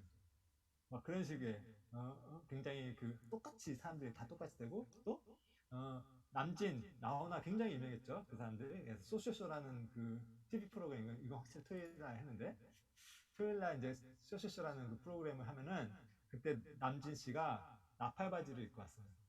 나팔 바지를 입고 딱 TV에 나왔면은 한 달 후 되면은 명동에 가면은 전부 다 나팔 바지 입고 다닙니다. 그래서 대중사회라는 것이 이제 그러니까 부수적으로 그러니까 전기 미디어 시대에 어떤 사회 틀거리를 만들어가는 그런 어떤 것들이 있고요. 인터넷이 나오기 시작하면서 이제 사회가 또 한번 변혁이 되죠. 미디어의 어떤 변혁을 통해서. 그래서 인터넷이 나오면서 세상이 완전히 변했어요. 이제 국가 사회가 아니라 지구촌 사회예요. 지구촌 사회. 지구가 하나의 촌인 거예요. 지금도 저하고 이렇게 저는 서울에 있고 거기는 켄터키인데 이렇게 같이 줌을 통해서 이렇게 마치 바로 앞에 있는 것처럼 이렇게 조금 약간 인터넷이 조금 안 좋아서 그런 것 같진 않은데 같이 있는 것처럼 이렇게 대화할 수 있고 같이 할 수 있잖아요. 그죠? 지구가 하나의 촌인 것처럼 이제 생활을 하게 되는 어떤 그런 시대가 되는데 제가 실제적으로 1996년도에 해외에 처음 나갔어요. 근데 처음 나갔을 때 그때 미국하고 호주를 다녀왔는데 그때는 뭐 보름씩 출장을 갔다 왔는데 미국 보름, 호주 보름 출장 갔다 왔는데 보름 동안 양쪽에 보름 동안 한 번도 한국에 전화를 해본 적이 없어요. 내가 나가면서 얘기해. 무소식이 희소식이다. 어머니한테. 그러니까 연락 안 오면은 잘 있는 걸로 생각해라. 그러고서 이제 미국도 가고 호주도 갔던 기억이 나는데 제가 2007년도에 아프리카에 이제 우리 교회에서 첫 번째 1차 아프리카 선교를 제가 이제 같이 따라갔다 왔는데 당시에는 저 멀리 있는 아프리카에 갔는데도 불구하고 지금은 이제 사라졌지만 네이트온이라는 걸 통해서 문자 메시지를 보낼 수가 있었던 거예요. 문자 메시지를 보내고 또 문자 메시지를 받을 수 있어서 해외에 있어도 이렇게 멀리 있는 땅에 있어도 그냥 같이 그냥 한국에 있는 것처럼 문자 메시지를 주고받을 수 있다는 게 굉장히 신기했었습니다. 그래서 인터넷이라는 것이 나오면서 지구를 하나의 총으로 묶어주는 그런 이제 세상이 변했던 거죠. 실제로 이제 이런 것들 많이 하잖아요. 뭐 실리콘밸리에 있는 그 회사들이랑 그 인도가 굉장히 그 IT 강국이잖아요. 그 인도가 IT 강국이 될 수 있었던 그 배경에는 미국과 정반대쪽에 그 나라 그 반대편에 그 인도라는 나라가 있기 때문에 머리도 물론 좋지만 그게 또 작용한 겁니다, 사실은. 그래서 미국에서 이제 실리콘밸리에서 퇴근할 때 여기까지 작업했어요. 다음도 부탁해 오면 인도에 있는 지사에서 다시 그 시차를 이용해 가지고서 그 뒤에서부터 작업을 하는 식으로 이렇게 서로 주고받으면서 핑퐁으로 이렇게 작업들을 했다는 그런 일화도 있습니다. 무슨 회사인지 모르겠는데 기억은 잘 안 나는데 그런 회사들도 있었다. 네, 그런 이야기가 있습니다. 예, 그래서 지구가 하나의 촌처럼 이루어지는 그런 세상이 이루어지는 거죠. 지금까지 이렇게 보시는 것처럼 어, 그 미디어라는 것이 인류를 이끌어 왔어요. 사회의 틀거리를 이렇게 부족 사회부터 시작해가지고서 지금 지구촌 사회까지 이렇게 이끌어오는 그런 어떤 큰 힘을 가지고 있는 거죠. 뭐 그 안에 있는 메시지들 사실 굉장히 중요한 메시지, 뭐 공산주의니 뭐 사회주의니 민주주의니 뭐 이런 굉장히 큰 메시지들이 있지만 그런 메시지들은 사실 한쪽에 국한되어 있잖아요. 인류 전체를 움직이는 힘이 아니잖아요. 그런데 미디어가 어떻게 변화하느냐에 따라서 인류 전체가 막 국가로 갔다가 뭐 대중사회로 갔다가 다시 또 지구촌 사회로 변하고 뭐 이런 어떤 변화의 과정들을 거쳐가는 굉장히 큰 힘을 가지고 있는 것이 바로 미디어라는 것이죠. 다음 이야기 또 해보겠습니다. 자, 미디어는 메시지다. 요거 이제 그 캐나다인가? 캐나다에 굉장히 유명한 맥류한이라는 그런 어떤 미디어 학자가 1970년도에 그가 쓴 책에 이제 들어가 있는 이제 메시지인데요. 그 내용인데 1970년대 대학생들 사이에서 가장 많이 읽는 책 2위가 이 맥류한의 책이었던 것이에요. 1위는 성경이고요. 결론적으로 말씀드린 성경 빼고는 제일 많이 읽었던 책이 대학생들이 제일 많이 읽었던 책이 이 사람 책이라는 것이죠. 그래서 이 사람이 이제 그 미디어는 메시지라는 이제 문구가 있는데 미디어는 메시지를 담아서 전달하는 도구라고 그러지 않았나? 이렇게 지금 제가 아까 말씀드렸는데 미디어가 메시지라고 제가 한번 살펴보도록 하겠습니다. 미디어가 메시지가 될 수 있는지 한번 같이 한번 보시도록 하죠. 자, 이 내용은 진화론은 많은 허구를 품고 있다. 그러나 아직도 진화론을 믿는 사람들은 여전히 많다. 굉장히 중립적인 내용이에요. 허구를 품고 있지만 믿는 사람도 많다. 중립적인 내용이에요. 근데 이거를 미드에 담으면서 가공을 합니다. 어떻게 가공하냐. 이렇게. 진화론은 많은 허구를 품고 있다를 헤드라인을 딱 떼는 거예요. 그리고 내용에 나머지 이제 그러나 아직도 진화론을 믿는 사람들은 여전히 많다. 이렇게 되면은 대부분의 사람은 헤드라인에 딱 꽂혀요. 그렇게 돼서 이 문장에 이 메시지는 그냥 진화론 많은 허구를 품고 있는 것이 그 메시지가 되는 것이죠. 미디어에 담을 때 어떻게 담느냐에 따라서 그 메시지가 변화될 수 있다는 걸 볼 수 있는 거예요. 반대로 뭐 똑같겠죠? 이렇게 반대로 얘기하면 똑같을 거고요. 네, 이 미디어라는 것이 도구입니다. 그래서 아까 보셨지만 어떻게 쓰느냐에 따라서 바뀌잖아요. 같은 뭐 이 마귀도 쓸 수 있고 우리도 쓸 수 있는 거잖아요. 미디어가. 그래서 미디어가 누가 쓰느냐가 중요한 게 아니라 어떻게 쓰느냐가 사실 더 중요한 거예요. 그래서 뭐 예를 들어서 뭐 전쟁터에서 상대방이 탱크 쓰니까 나는 탱크를 못 싸워. 그래서 나는 그냥 소총으로 싸울래. 그러면은 뭐 지는 거죠. 네? 상대방이 탱크를 쓰면은 나도 탱크 쓰고 탱크를 더 잘 쓰면 되죠. 그렇게끔 하는 것이 그래서 우리도 계속 연구하고 그래서 더 잘 활용할 수 있는 방법들을 찾아내는 것이 좋지, 피하는 게 능사는 아니라는 거죠. 실제로 1999년도에 우리 미디어 선교부가 처음 생길 때 그런 말씀 하셨어요. 아, 인터넷은 마귀의 도구인데, 그 마귀의 도구로 어떻게 복음을 전하냐? 그런 얘기 하신 분이 있었어요, 실제로. 그런데, 그럼에도 불구하고, 이건 도구이기 때문에 우리가 그들보다 더 잘 활용해야 된다 하는 것이 이제 생각이었고, 그 생각을 옮겼기 때문에 지금 우리가 있었던 것이죠. 그래서 이 도구를 잘 활용하는 것. 미디어라는 도구들을 잘 활용하는 것을 위해서 우리가 함께 많이 생각을 해야 될 것 같습니다. 이제 두 번째 이야기를 좀 해보려고 그러는데요. 선교라는 관점, 선교의 관점에서 이제 바라보는 미디어에 대해서 좀 얘기를 하려고 합니다. 네. 선교라는 관점으로 해서 한번 미디어를 한번 바라볼 건데요. 활판 인쇄와 이제 종교 개혁에 대한 얘기를 좀 하겠습니다. 세계에서 가장 오래된 금속 활자본은 구텐베르크의 성경이 아닙니다. 성서가 아닙니다. 네. 제일 오래된 금속 활자본은 우리나라, 그러니까 옛날 고려시대죠. 고려시대에 직지 요절 신체 요절이라는 그 책이 가장 오래된 1370년경, 그전에도 사실은 있었다고 해요. 금속 활자가. 그래서 1200년대도 있었는데 지금 남아있는 거는 요거. 그래서 직지 신체 요절이 1370년도에 이제 나왔다고 하고요. 구텐베르크의 그 성서, 그러니까 구텐베르크가 금속 활자로 찍어낸 책은 1450년. 그러니까 우리나라에서 발견된 책보다 한 80년 정도 뒤에 있는, 굉장히 80년이면 뭐 굉장히 나이 차이가 많이 나죠. 80년 후에 구텐베르크가 있었고, 실제로 이제 얼마 전에 엘고 옛날에 부통령 했던 분, 예, 그분이 이제 디지털 포럼에 가가지고서 이제 이런 이야기를 했다고 그러더라고요. 그, 그 구텐베르크 시절에 교황 사절단이 이 동방으로 왔대요. 조선에도 왔다는 거야, 우리나라에. 그래서 1400년대니까 조선 초죠. 조선에도 왔었고, 그때 그 교황한테 보고할 때 이 나라에 금속활자가 있다는 것을 얘기했다는 거예요. 우리나라에 금속활자가 있다는 걸 얘기했고, 그 당시에 사절단에 쿠잔스라는 이제 추기경이 있었는데 그 사람이 구텐베르크하고 친분 관계에 있었다는 거예요. 그러니까 그 쿠잔스라는 추기경을 통해서 구텐베르크가 금속활자가 있다는 것을 전해 들었을 거고, 그걸 가지고 이제 연구를 했을 거다 하는 것이 이제 엘고가 주장하는 내용입니다. 예. 뭐 저는 이제 그냥 들은 얘기 그냥 그대로 전하는 거고요.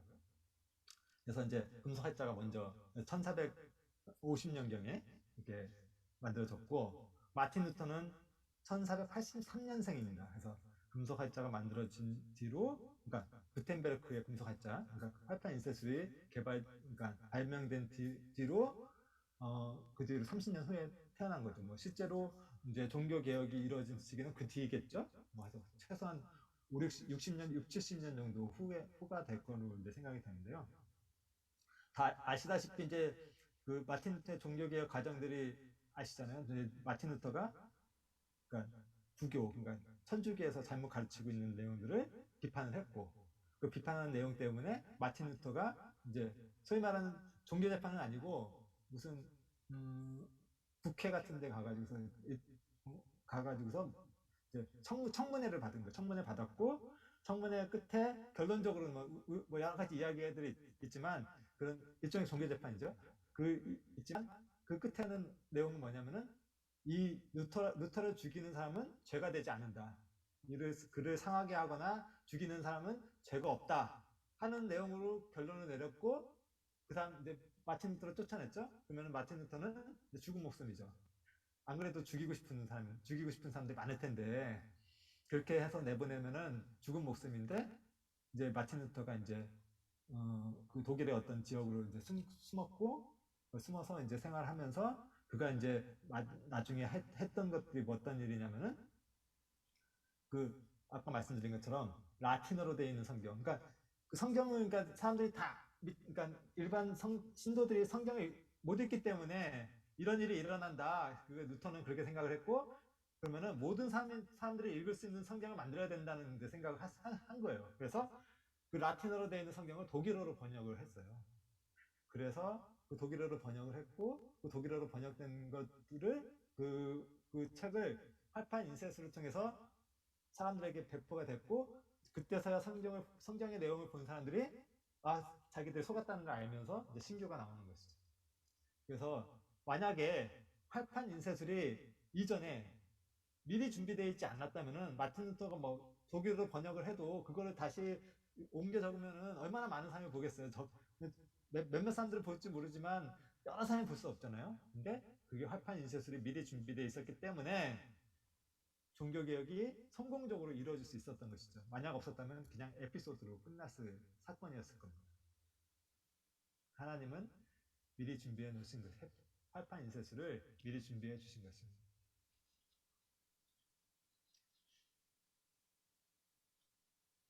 이 사진은 이제 제가 아까 2007년도에 아프리카 1차 선교 갔다고 했잖아요. 근데 저희가 이제 처음으로 아프리카 가는 팀이라 사실은 두려움이 많았습니다. 뭐 그 당시에 뭐 유명한 사진 있잖아요.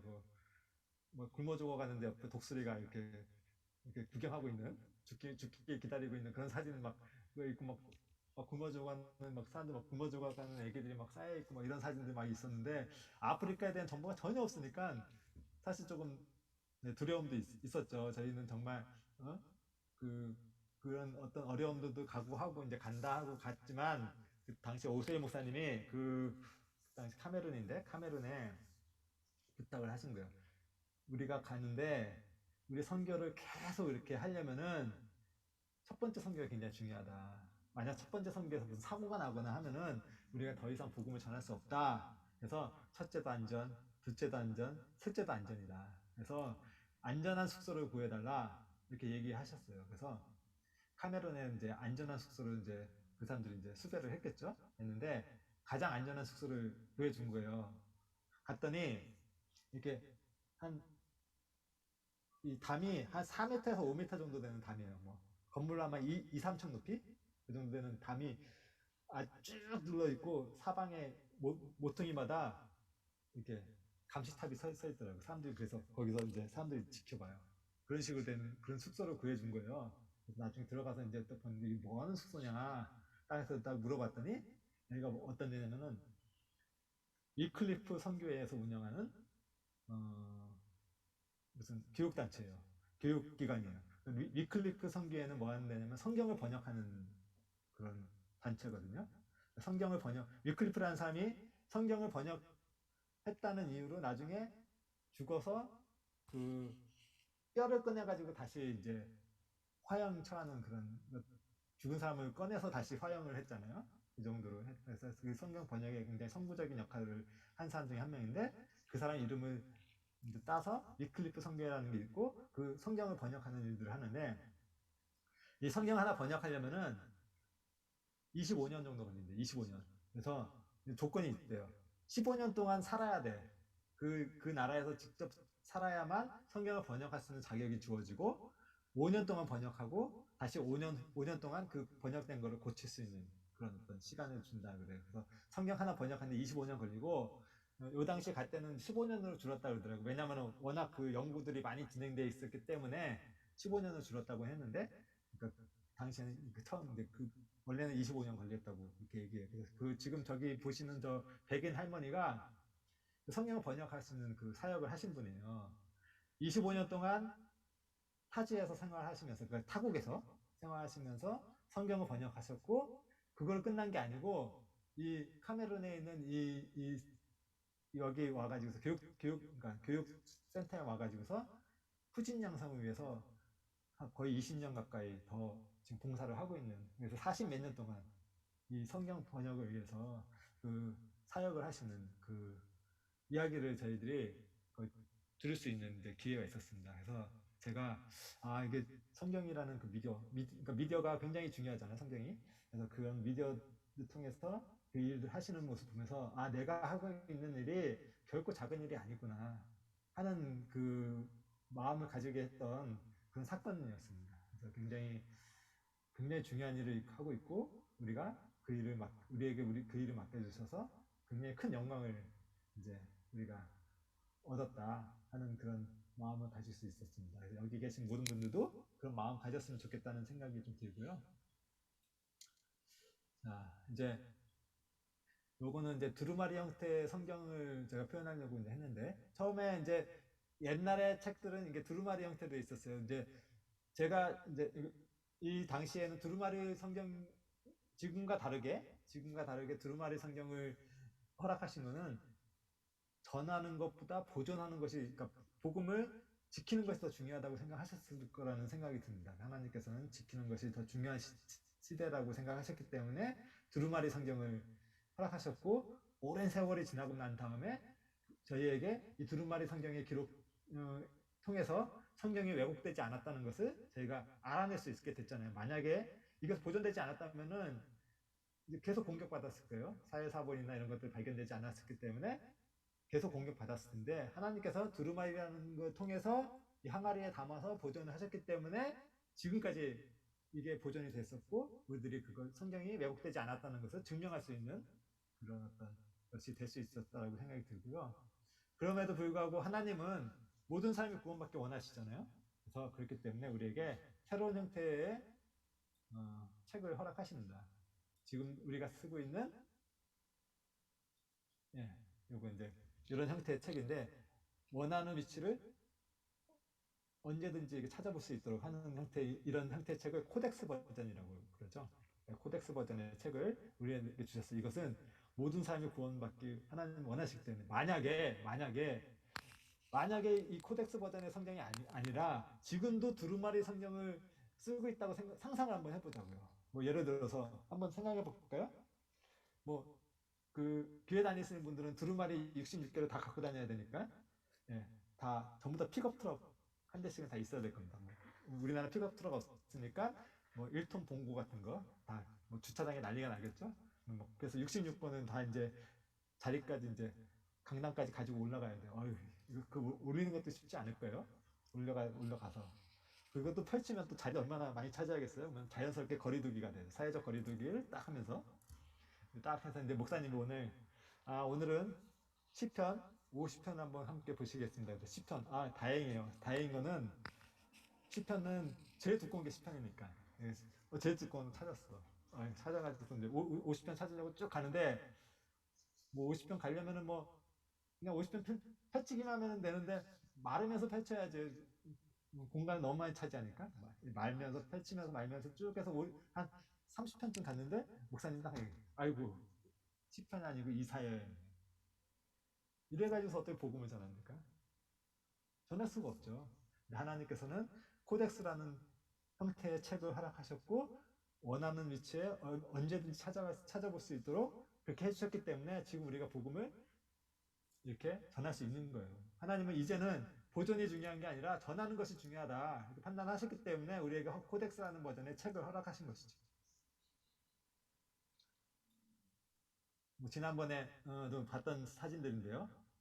하나님의 그 뜻, 모든 사람이 구원받기 원하시는 하나님의 뜻을 우리 교회는 어떻게 그 뜻대로 행해왔는지 한번 같이 살펴보는 건데요.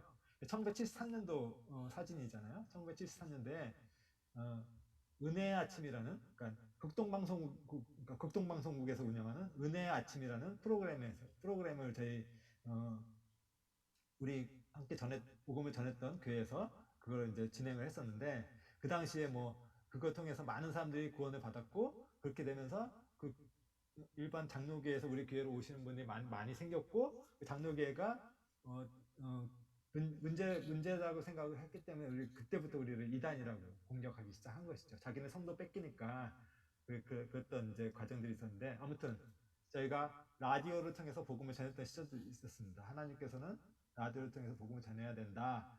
그런 것들을 저희에게 기회를 주셨던 것이죠. 한 사람에서 더 쉽게 복음을 전하기 위해서 칠판을 사용하는 모습. 1974년 사진이죠. 네. 이거는 1983년도 사진이잖아요. 이제 지도도 등장했고, 이스라엘이 가운데 있는 지도도 등장해서 더 쉽게 복음을 전하기 위해서 계속 노력하는 모습들 계속 보고 있습니다. 생명의 빛, 전에도 말씀드렸지만 생명의 빛이 지금은 교제를 위한 책자지만 당시에는 전도 책자였어요. 전도를 위해서 사용했던, 그냥 펼치면 전도 지표입니다. 그냥. 그래서 뭐 우리 전도 집회 나오는 그런 어떤 자료들 같은 것도 쭉 나와 있고요. 뭐 그런 식으로 책을 만들었던 창간호 모습이고요. 85년도 사진이고요. 다음에 1990년도에 사진인데요. 꼭 보여줘야 되는 전도 영상이 있는데 이거 어떻게 보여줄 수 있는 방법이 없을까? 이렇게 생각해서 TV를 갖다 놓고 그 앞에 마이크를 대고 이렇게 해서 보여주는, 굉장히 정말 마음이 보이는 사진이에요. 진짜 저는 이 사진 제일 좋아하는 사진인데 정말 마음이 보여요. 보이죠? 그 마음 같이 우리도 그 마음을 가졌으면 좋겠다는 마음. 근데 그 마음이 이제 우리에게 하나님께 전달이 됐죠. 그래서 큰 화면을 우리에게 주셨고 그 큰 화면을 통해서 복음을 전하는 모습. 97년도 하계수양의 사진. 그리고 98년도 하계수양회 때 드디어 노트북이 등장하죠. 그때도 말씀드렸지만 그 당시 이 노트북이 200만 원. 지금도 200만 원이면 굉장히 비싼 노트북이죠. 뭐 맥북 에어 같은 거 200만 원 안 하잖아요. 뭐 맥북 프로도 200만 원 정도, 그 정도 수준, 200만 원대부터 시작했던 걸로 알고 있는데, 그래서 굉장히 비싼 노트북이죠. 제가 뭐 그때 말씀드렸지만 제가 이 노트북을 실제로 이 노트북을 제가 썼기 때문에 아는 거예요. 그래서 제가 이쪽 분야로 좀 공부하고 싶어서 직장 다니면서 월급을 몇 개월치를 3개월치인가를 한 푼도 안 쓰고 모아서 그때 한 80만 원씩 받았나? 하여튼 6, 70만 원인가 그렇게 6, 70만 원 받았던 것 같아요. 그러니까 한 푼도 안 쓰고 모아서 노트북을 샀던 게 200만 원이었거든요. 그러니까 굉장히 큰 비용을 투자한 거죠. 복음을 위해서는 뭐 돈이 문제겠습니까? 뭐 실제로 뭐 홍정일 목사님은 뭐 이런 장비에 대해 얼리 어답터죠. 뭐 킨들 뭐 나오면 킨들 사고, 아이패드 나왔을 때 아이패드 제일 먼저 사시고, 그래서 이거 복음 전하는데 쓸 수 있을까? 계속 연구하시고 그랬던 모습들 제가 옆에서 지켜봤습니다. 그래서 목사님이 굉장히 이런 어떤 도구들, 미디어라는 도구들을 굉장히 잘 활용해서 복음을 전하시는 분 중에 한 분이시죠. 자, 이제 지금까지 우리가 걸어온 길들을 한번 살펴봤는데요. 우리도 이제 걸어가야 되잖아요. 우리는 또 어떤 길로 걸어가야 될지 함께 그 생각하고 또 이번 수련회를 통해서 생각하시면 좋겠다는 생각이 들고요. 마지막으로 저희 서울계 미디어 선교 활동 몇 가지만 그냥 간단하게 소개해 드리도록 하겠습니다. 그래서 오늘 드릴 건데요. 그 전에 이제 시작하기 전에 그 세 가지 정도 소개해 드릴 건데, 세 가지 소개해 드리기 전에 말씀 제가 좀 준비했는데 그거 말씀 요거를 같이 봉사자의 어떤 자세, 봉사자가 어떤 마음을 가져야 되는지, 봉사의 사이클 뭐 이 정도로 이제 요약할 수 있는데 그 사이클을 한번 같이 살펴보도록 하겠습니다. 첫 번째, 내가 유다 지파 훌의 손자요 우리의 아들인 부살랴를 지명하여 부르고. 이제 여기 계신 분들 중에 그런 분이 계실지 모르겠지만, 내가 원해서 미디어 선교부 봉사했다. 뭐 교회 소식, 그러니까 서울교 같은 경우 교회 소식지나 이런데 이제 모집 광고를 내고 그 모집 광고를 보고 포스터나 이런 거 보고서 자기가 미디어 선교 봉사를 하고 싶어서 왔다 이렇게 하시는 분들이 계시는데, 사실은 먼저 하나님이 지명하여 부르신 거예요. 만약에 내가 원해서 봉사를 했다면은 내가 원하지 않을 때 봉사를 그만둘 수 있어요. 하지만 그게 아니라는 것이죠. 성경에서는 하나님께서는 지명하여 부르셨다고 하시는 거예요. 이 부살렐 이 사람은 그 성막 짓는 일을 위해서 하나님께서 특별히 부르신 거잖아요. 그러니까 봉사를 하는 일을 위해서 사람을 부르신 거예요. 그렇기 때문에 내가 원해서 그만둘 수 없는 거예요. 하나님이 옮기시기 전까지는 이 일을 계속 해야 되는 거죠. 내가 끝까지 이 일을 해야 되는구나. 그런 마음을 가지고서 봉사를 하셔야 됩니다. 그런 마음 가지시면 좋을 것 같고요. 근데 지명을 부르신 다음에 바로 일을 시키지 않습니다. 이제 하나님의 신을 그에게 충만하게 하여 봉사를 하려면은 먼저 충만한 마음이 있어야 돼요. 만약에 내가 가지고 있는 거 가지고서 봉사를 하면은 금방 바닥에 미천이 떨어져요. 바닥이 드러나죠. 바닥이 드러나게 되면은 그때는 힘들어요. 근데 충만한 마음을 가지려면 말씀 가운데 있어야 되고 교제 가운데 있어야겠죠.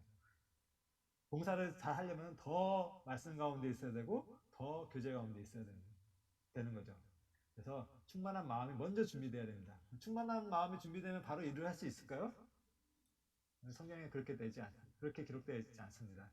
지혜와 총명과 지식과 여러 가지 재주로 공교한 일을 연구하여, 공교한 일은 여기 디자인이라고 그러죠. 연구하라 그랬어요. 자, 내가 달란트가 없다면은 교회를 위해서 쓰임 받을 수 있는 달란트를 위해서 연구해야 될 것이고요. 내가 달란트가 있다면은 이 달란트가 어떻게 하면 교회를 위해서 쓸 수 있을지에 대해서 연구해야겠죠. 그죠? 연구를 먼저 하셔야 그때서야 일을 하게 하시는데요. 금과 은과 노스로 만들게 하며 보석을 깎아 물리며 나무를 새기며 여러 가지 일을 하게 하고, 그죠? 이제서야 이제 일을 할 수 있는 기회를 주시는 거죠. 하나님께서. 이제 일을 하게 되면은 그 일을 하다 보면은 일이 너무 많아요. 일이 너무 많으면은 이제 세상적으로 얘기하면 어떤 프로젝트를 하려면 먼저 그에 맞는 사람들 뽑아서 이렇게 준비하잖아요. 근데 교회는 그렇지 않아요. 일단 일을 하게 해요. 일을 쭉 하다가 도저히 못하겠다, 막 일이 여기까지 차가지고 막 넘친다, 막 힘들어서 죽겠다 하면은 그때서야 사람을 불러주십니다. 내가 또 단집바 아이사막의 아들 오홀리압을 세워 그와 함께하게 하며, 그죠? 일을 하게 하시고 그 이후에 함께할 사람을 보내주시는데 이 함께할 사람은 맨 앞에 지명하여 부르심을 받은 사람이죠. 부름을 받은 사람, 그죠? 이 사이클이 있는 거예요. 지명하여 부름 받고 충만하고 연구하고 일을 하고 다시 또 새로운 사람 불러주시고 이런 사이클을 통해서 저희들이 이제 봉사를 하고 있다는 것들을 생각하셔야 됩니다. 그래서 이제 아까 세 가지 제가 우리 하고 있는 일, 서울교회에서 하고 있는 미디어 선교부에서 하고 있는 세 가지 말씀드린다 그랬죠? 좀 말씀드리겠습니다. 첫 번째 이제 뿌리 깊은 시찐나무. 이제 저희가 하고 있는 일 지금 세 가지만 있는 거 아닙니다. 예, 적어도 수십 가지 있는데 그 중에 세 가지만 시간이 한정되어 있기 때문에 세 가지만 말씀드릴게요. 뿌리 깊은 시찐나무 뭐 아시다시피 지금 보시는 것처럼 679회입니다. 679회면 저희가 일주일에 하나씩 나가고 있기 때문에 13년째 저희가 유지하고 14년 차에 들어간 걸로 돼 있습니다. 14년 차 동안 저희가 이 일을 했는데 사실 이 일이 처음 시작된 거는 한 자매님, 지금은 이제 동경교회에 가 계시는 어떤 한 자매님인데 그 한 자매님의 소망이었어요. 그러니까 들려주고 싶다, 깨삼으로 들려주고 싶다는 그 마음을 가지고 시작을 했고요. 그 자매님이 저한테 이제 먼저 허락을 구했고 제가 한번 해봐라 이렇게 얘기해서 그 자매님이 일단 소위 말하는 데모 테이프라고 그러죠. 그래서 데모 파일을 3개를 만들었어요. 그래서 3개를 만들어서 우리 최현우 목사님께 그걸 들고 가서 이런 것들을 한번 해보고 싶다. 그랬더니 최현우 목사님이 데모 파일 3개를 들으시고 그러면은 이걸 하고 싶으면은 테스트로 10개를 해라. 그러니까 일주일마다 하나씩 10번을 해라. 그래서 10번 동안은 나오는 동안은 최현우 목사님만 들으시는 거죠. 그래서 10번 동안 이렇게 빠짐없이 꾸준하게 할 수 있는지를 이제 테스트 하신 거죠. 그래서 10번을 통과했고 10번 통과하면서 최현우 목사님이 그럼 이제 정식으로 한번 해봐라. 이렇게 해서 저희들이 그때부터 이제 시작한 거예요. 최현우 목사님하고 저희하고 14년 전에 같이 있었네요. 그러고 보니까 예, 굉장히 오래전에 같이 있었던 것 같습니다. 그 인연 때문에 제가 이렇게 말주변도 없는데 이렇게 같이 교제할 수 있게 됐고요. 아무튼 14년 전에 그런 어떤 한 자매님으로부터 시작을 했고 아까 부살렘처럼 이제 일을 시작한 거죠. 일을 시작하게 했고 그 3번의 데모 파일과 10번의 테스트는 뭐 연구하는 과정이었죠. 그래서 이제 일을 하게 됐고 다음에 그 이후로 한 명 한 명씩 이제 봉사자들을 붙여주신 거예요. 이제 처음에는 혼자 몇 년 동안 혼자 했어요. 한 2년 정도 혼자 했는데 굉장히 힘든 과정이었지만 즐겁게 하셨어요. 근데 그 와중에 또 작가 하시는 자매님 한 분 더 붙여주시고 나레이션 하실 분도 붙여주시고 이렇게 하면서 지금은 한 10명 넘게 이렇게 팀으로 해서 뭐 시티나무만 하는 게 아니라 뭐 필요한 뭐 우리 교회에서 필요한 뭐 더빙 같은 거, 뭐 이렇게 그런 것들도 많이 해주시고, 뭐 인터뷰 같은 것도 해주시고, 그다음에 뭐 요즘은 뭐 그 안에 철로역정 같은 것도 이렇게 서비스를 이렇게 하고 있잖아요. 크리스틴나무 안에 여러 가지 일들. 그래서 지금은 굉장히 큰 일 이렇게 하고 있고 14년 동안 한 주도 빠짐없이 명절 때도 나와서 녹음하셨어요. 그래서 굉장히 그 사명감을 가지고서 일하고 있고 성도들 마음을 하나로 모으는데 굉장히 귀하게 쓰임 받고 있고 거기 있는 간증이나 선교 소식이나 이런 것들 굉장히 좋은 것들 많이 있잖아요. 그래서 지금 뭐 파일 하나가 거의 2시간 돼요. 2시간. 그래서 굉장히 이제 길어졌어요. 처음에는 뭐 40분으로 시작했던 것 같은데 지금 2시간까지 길어졌고 굉장히 알차게 이렇게 운영되고 있다는 점. 그래서 스팀나무가 이런 과정들을 거쳤다는 것들 좀 알려드리고 싶었고요. 최현우 목사님 저한테 카톡 보내셨네요. 벌써 14년이 되었네요. 카톡 보내셨네요. 예. 아무튼 감사합니다. 그리고 두 번째 이제 제가 알려드리고 싶은 거는 이제 전도 콘텐츠 팀의 활동입니다. 그래서 이 팀은 이제 이 팀도 이제 자발적인 활동으로 시작한 거예요. 이 팀에서 전도 원래 전도 콘텐츠 그러니까 전도 자료팀이었죠. 그 전도 콘텐츠 팀이 없었어요. 없었는데 이런 일을 좀 하고 싶다 이렇게 얘기해서 소규모로 팀을 구성해 드렸고 그 팀이 굉장히 열심히 한 거예요. 열심히 하면서 굉장히 부족한 인원에도 불구하고 계속 꾸준하게 그 일들을 하시면서 그 팀이 이제 점점 해서 지금은 우리 미디어 선교부에서 가장 큰 팀이 됐죠. 그래서 거의 15명 이상 한 팀이 15명 이상 되는 그런 팀이 됐고 그 팀에서만 그런 활동을 하는 게 아니라 지역에 있는 교회에 있는 분들도 계속 섭외를 하는 거예요. 뭐 수원교회에 계신 분, 뭐 노원교회에 계신 분 이런 분들 섭외를 해서 도움도 받고 또 이제 서포터들도 계속 모집을 해가지고서 전도자로 쓸만한 것도 계속 발굴되는 그러니까 컨텐츠 발굴도 이렇게 도움을 받고 있고 그리고 뭐 그것뿐만 아니라 여러 가지 이제 번역도 해서 저 위에 보시면 잉글리시, 뭐 에스파뇰, 뭐 일본어, 몽골어 여기서 여러 가지 언어로 원하는 그러니까 번역을 원하시는 분들한테는 번역할 수 있도록 도움도 드리고 그래서 이제 각 언어로 이렇게 이런 활동들을 하고 있어요. 굉장히 지금 뭐 전도인들이 생각보다 많이 활용하고 계시는 걸로 알고 있습니다. 그래서 성도들은 생각보다 이거 잘 모르는데 이게 있다는 사실도 잘 모르는데 전도인들은 굉장히 많이 활용하시고 여기에서 계속 새로운 어떤 그 소스들을 계속 올려주고 있기 때문에 도움이 많이 전도하는데 도움을 많이 받고 있습니다. 아무튼 이런 것들도 같이 함께 그 전국에 뭐 해외에 있는 스페인 같은 경우 해외에서 직접 스페인어로 해주고 계시고 뭐 이런 식의 그런 활동들을 지금 도와주고 계십니다. 더 많은 사람이 참여할수록 더 빠르게 더 많은 컨텐츠들이 이렇게 생성될 수 있을 것으로 기대하고 있고요. 마지막으로 소개해드릴 거는 이제 복음되고 땅끝까지 뭐 얼마 전에 끝난 온라인 찬양 챌린지 이제 시즌 1 같은 것도 있는데요. 요거 이제 요 아이디어 지금은 이제 뭐 이게 파일럿으로 이제 복음되고 땅끝까지 작년에 했었는데 생각보다 이제 진행하기가 어려운 부분들이 있어서 진행이 많이 안 되고 있는데 지금 이제 다시 이제 캄보디아 하고 몇 군데 이제 섭외해서 이제 다시 시작하려고 하고 있는데 요거는 제가 말씀드린 이게 제대로 아직 운영은 잘 안 되고 있지만 말씀드리고 싶은 거는 요건 일종의 아이디어에서 말씀드리는데 우리 교회가 이제 전 세계 한 80개국의 그 일종의 소위 말하는 글로벌 네트워크가 형성돼 있잖아요. 이런 글로벌 네트워크 그리고 뭐 그 미주 같은 데는 이제 영어를 쓰시고 계시기 때문에 영어 저희가 이제 한국어로 그 외국에 있는 그 형제자매들하고 뭐 인터뷰한다든지 어려움들이 많이 있는데 영어라는 그런 어떤 환경을 잘 활용하시면은 일단 굉장히 유익한 컨텐츠 그러니까 일종의 국가별 뭐 그러니까 뭐 예를 들어서 그냥 뭐 국가별 어떤 인포메이션 같은 것들도 알차게 이렇게 뿌릴 수 있고 그런 유튜브라든지 뭐 어떤 그런 어떤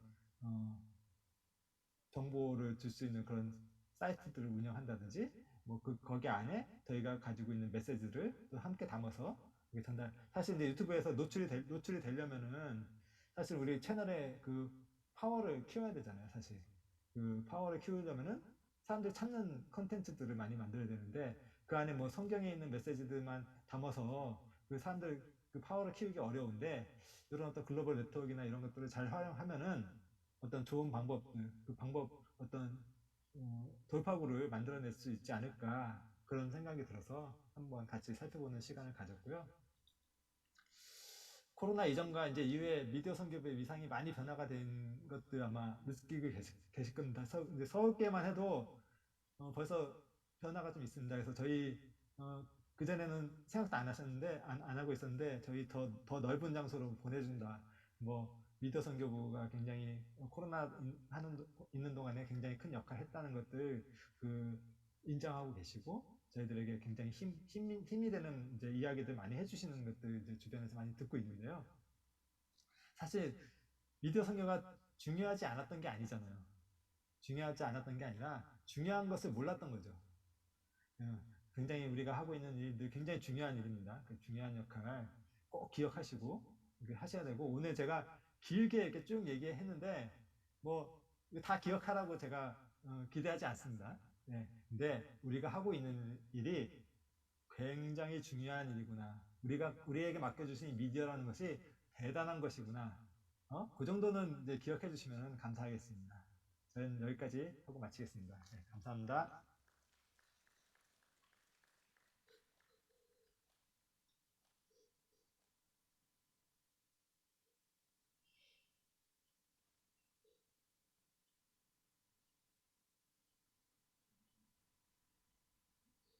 아, 예, 집사님, 감사합니다. 네, 네, 예, 감사합니다. 수고하셨고요. 저기, 마무리 기도도 아울러 부탁드리겠습니다. 마무리도 제가 하는 건가요? 예, 부탁드리겠습니다. 네, 기도하겠습니다. 네. 우리를 사랑하시는 살아계신 우리 아버지 하나님, 감사합니다. 저 더러운 죄 가운데 구원해 주시고 천국 갈 수 있는 소망 주셨습니다. 그 소망 잊지 않고 항상 살아갈 수 있게 해주시고 우리 미주 동부에서 함께 모인 미디어 선교사들 아버지 하나님께서 일일이 붙잡아 주시고 인도해 주시길 간절히 바랍니다. 오늘도 이렇게 귀한 교제의 시간을 나눴습니다. 이 교제의 시간이 헛되지 않게 해주시고 어려운 발길 한 만큼 더 큰 은혜 받아갈 수 있는 귀한 시간 될 수 있게 해주시며 남아있는 시간도 아버지 하나님께서 이끌어 주시고 도와주시옵소서. 오늘 교제 끝까지 함께 해주신 것을 감사드리며 우리를 사랑하시는 예수님의 거룩한 이름 받들어 기도드렸습니다. 아멘.